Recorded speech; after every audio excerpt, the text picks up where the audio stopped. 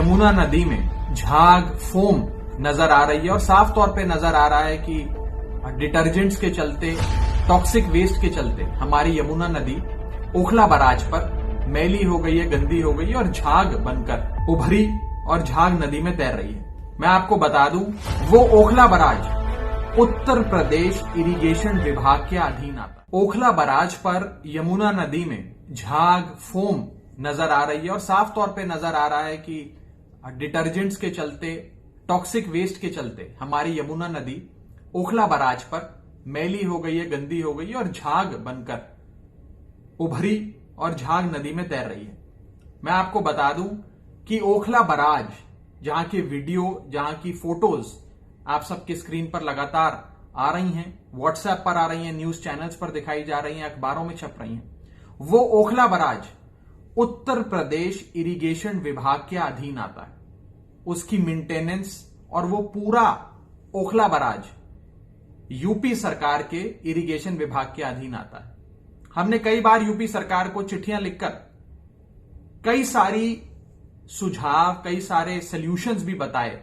लेकिन आज भी हर साल की तरह वही झाग की तस्वीरें यमुना नदी में नजर आ रही हैं। ये झाग आती कैसे है,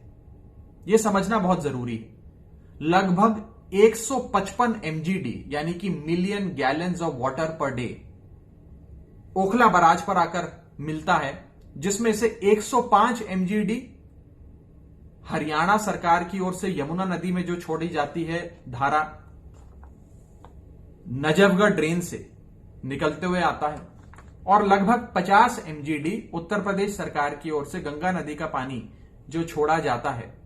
जो शादरा ड्रेन की ओर से आता है, वो ओखला बराज तक पहुंचता है। और ओखला बराज में ये 105 और 50 यानी कि कुल मिलाकर 155 MGD में कई प्रकार के waste, industrial discharge, chemicals, detergents, foam, ये सारी चीजें आती हैं। और क्योंकि एक ऊंचाई से छोड़ा जाता है, तो जो अनट्रीटेड वेस्ट होता है, डिटर्जेंट होते हैं, केमिकल होते हैं, जो यूपी हरियाणा की ओर से आता है, वो एक हाइट से छोड़े जाने के चलते झाग के फॉर्म में निकल कर आ जाता है। सरल भाषा में कहूं तो उत्तर प्रदेश और हरियाणा सरकार की ओर से जो नदी की धारा दिल्ली की ओर छोड़ी जाती है, उस धारा के अंदर केमिकल्स, अनट्रीटेड वेस्ट, डिटर्जेंट्स जिससे झाग बनती है, वो पाए जाते हैं। हमने कई बार यूपी की सरकार को हाथ जोड़कर कहा, हरियाणा को कहा कि आप लोग ट्रीट कर वेस्ट वाटर को पूरी तरीके से ट्रीट कर उससे गंदगी हटाकर जो साफ धारा हो उसे नदी में छोड़े, नहीं तो नदी गंदी होगी। और साफ तौर पे आज डिटर्जेंट्स, अनट्रीटेड वेस्ट नदी में नजर आ रहा है इस 155 MGD की वजह से। मैं साथ ही साथ आपको यह भी बता दूं कि कई सारे procedures, bioculture based foaming technology से कैसे आप इस पूरी जो झाग बनी है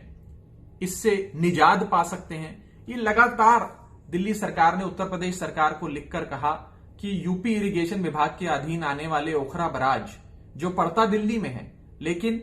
है उत्तर प्रदेश इरिगेशन विभाग के अधीन, आप कई प्रकार के बायोकल्चर मेथड्स अपनाकर इस झाग से छुटकारा पा सकते हैं, दिल्ली वालों को भी छुटकारा दिलवा सकते हैं। लेकिन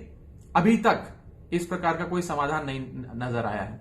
मुझे विश्वास है, उम्मीद है कि आने वाले समय में जरूर हरियाणा सरकार और उत्तर प्रदेश सरकार इसका संज्ञान लेकर यमुना नदी में जो उनका वेस्ट डिस्चार्ज है, कम से कम उससे तो छुटकारा दिलाए, ताकि यमुना नदी साफ होनी शुरू हो। दिल्ली सरकार कई कदम उठा रही है,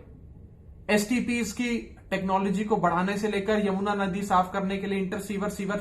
सीवेज प्रोजेक्ट तक। लेकिन आज मैं मात्र उस ओखला बराज पे यमुना नदी की जो फोम, जिसका वीडियो और फोटोज आपको दिखाई जा रही हैं, उसके विषय में आपको बताना चाहता था कि ये जो फोम है इसका क्या कारण है, कि कैसे ये 155 MGD हरियाणा, यूपी की ओर से जो आया उसमें अनट्रीटेड वेस्ट पाया गया, डिटर्जेंट पाए गए, और एक ऊंचाई से छोड़ने की वजह से उसमें झाग बनकर आ गई और वो झाग उभर गई, और वो झाग आज नजर आ रही है। और झाग एक गंदगी का, एक पल्यूटेंट का जीता जागता दृश्य हम सबकी आंखों के सामने है। मुझे उम्मीद है, मैं हरियाणा सरकार से, यूपी सरकार से अनुरोध करता हूं कि कृपया कर अनट्रीटेड वेस्ट को यमुना नदी में ना छोड़ें, डिटर्जेंट्स को यमुना नदी में ना छोड़ें, और ओखला बराज जो यूपी इरिगेशन विभाग के अधीन आता है, उसमें बायोकल्चर मेथड्स का इस्तेमाल कर इन गंदे पदार्थों को, पोल्यूटेंट्स को रिमूव करें, ऐसी मैं उम्मीद करता हूं, कामना करता हूं। इस विषय में कई चिट्ठियां हमने बीते कई सालों में हमारे दिल्ली जल बोर्ड के अधिकारियों ने यूपी सरकार को लिखी हैं, आज भी लिख रहे हैं, पहले भी लिखी थी, पिछले साल भी लिखी थी। मुझे उम्मीद है कि हो सकता है आने वाले समय में यूपी सरकार इसका संज्ञान लेकर ओखला बराज को पूरी तरीके से ठीक करे। बहुत बहुत शुक्रिया। अगर आपको हमारा वीडियो पसंद आया हो तो इसे लाइक करें, सब्सक्राइब करें और साथ ही बेल आइकन दबाना ना भूलें।